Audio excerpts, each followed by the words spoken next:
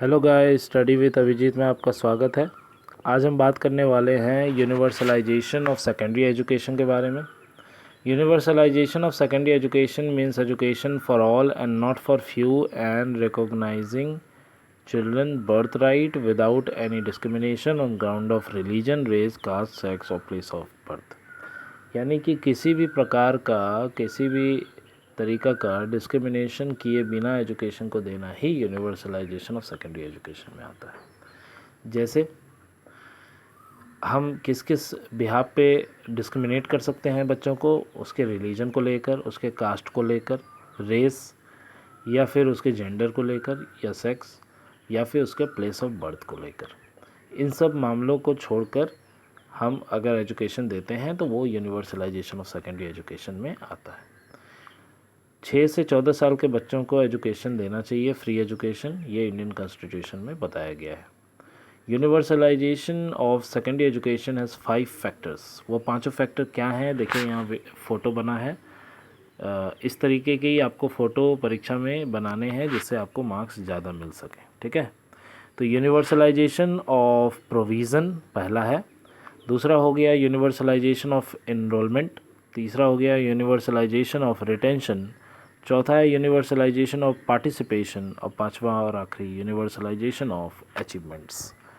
तो universalization of provision क्या हुआ? It means provision of a school to every child within walking distance from his home.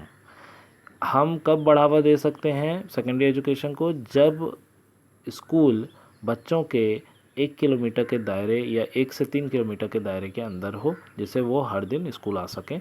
तो ये हो गया पहला यूनिवर्सलाइजेशन ऑफ प्रोविज़न। सेकंड क्या है? यूनिवर्सलाइजेशन ऑफ इनरोलमेंट, कि 6 से 14 साल के बच्चों को प्राइमरी एजुकेशन ज़रूर दिया जाए, जिसकी वजह से वो आगे पढ़ने के लिए जागरूक रह सकें। तो ये हो गया यूनिवर्सलाइजेशन ऑफ एनरोलमेंट। थर्ड होता है यूनिवर्सलाइजेशन ऑफ रिटेंशन। इसमें क्या बात की जाती है? It means the child once enrolled in class 1 must continue his schooling up to class 8।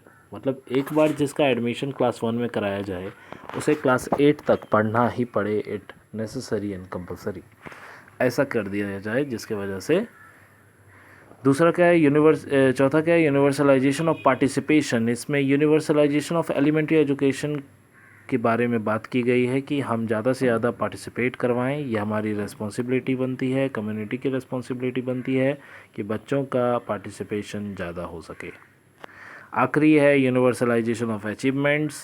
तो इसमें टारगेट्स को पूरा किया जाता है, वेस्टेज नहीं किया जाता है एजुकेशन के फील्ड में, और जितने भी प्रॉब्लम है उनको सॉल्व किया जाता है। तो ये सब हो गए 5 अलग अलग यूनिवर्सलाइजेशन ऑफ स्कूल एजुकेशन या सेकेंडरी एजुकेशन के 5 फैक्टर्स मान सकते हैं। इसके बाद बात कर लेते हैं सिग्निफिकेंस और importance of universalization of elementary education. यहाँ कुछ पॉइंट्स दिए हैं, लगभग मैंने 7 पॉइंट यहाँ लिखा है। Education is important not only for full development of one's personality but also for the sustained growth of the nation. Education develop good political ideology. Second है preservation and promotion of culture. ऐसे ही बाकी points भी हैं जो significance और importance को दर्शाते हैं। एजुकेशन का क्या रोल है, एजुकेशन क्यों देना चाहिए, ये सारे इम्पोर्टेंस। बाकी कुछ प्रॉब्लम्स भी तो आते होंगे। तो प्रॉब्लम्स और constant in universalization of secondary education में क्या क्या है?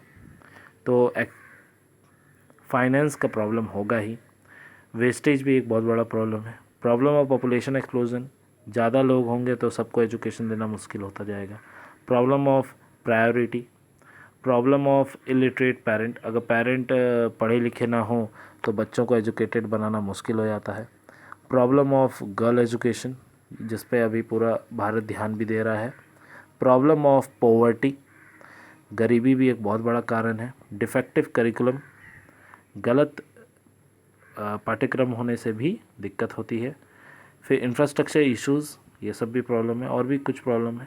तो यहाँ टोटल मैंने 12 पॉइंट लिखा है जो मोर देन एनफ है मेरे ख्याल से, ठीक है।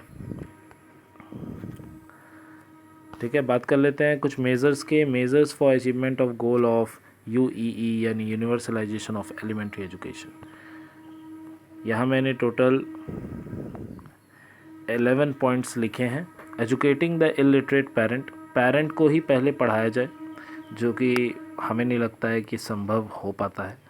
जागरूकता फैलाई जा सकती है। Increase allocation of funds, provision of mid day meal जो कि चल रहा है अभी जितने भी गवर्नमेंट स्कूल्स हैं उसमें, provision of free supply of school dress, reading and writing material, जो कि ये प्रोग्राम भी गवर्नमेंट स्कूल्स में चल रहा है और हर साल इन्हें डिस्ट्रीब्यूट किया जाता है। Priority of elementary education, reducing the gap between boy and girl education, जिस पे अभी बहुत ज़्यादा ध्यान दिया भी जा रहा है।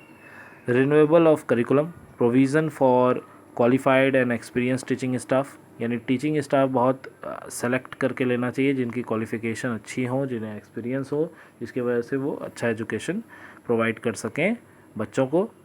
Family planning for all citizen of India, उसका भी एजुकेशन देना चाहिए जिससे हम पॉपुलेशन पे कंट्रोल कर पाएंगे।